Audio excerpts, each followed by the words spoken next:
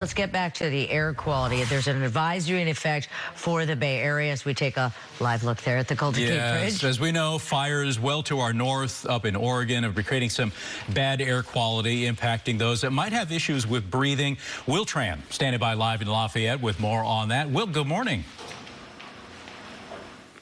I am your best barometer, viewers, because I am predisposed to some breathing problems, and I can tell you my breathing is a little bit, it takes a little bit harder work for me to breathe this morning, and for good reason. You can see over my left shoulder the haze. We chose this location because we're high up, and you can see the haze that sits right on top of us. There's a slight breeze, so hopefully it will blow things out of this location, but nonetheless, it's going to be kind of unhealthy, depending if you have any predisposed conditions, I should say. Let me show you some video from yesterday. It was a red flag warning, the first time since October of 2021 in the North Bay.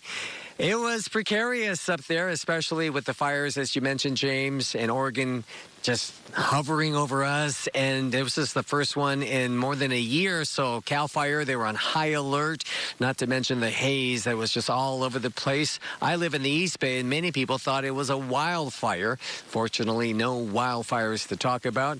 We did check the air quality.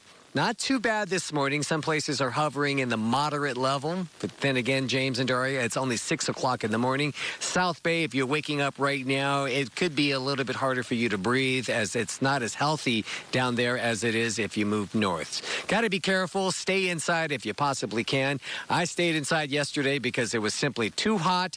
John was talking about it might be a little cooler today, and that could be counterintuitive. That means people will be outside. A little bit more people will be outside, and you might suffer some breathing problems.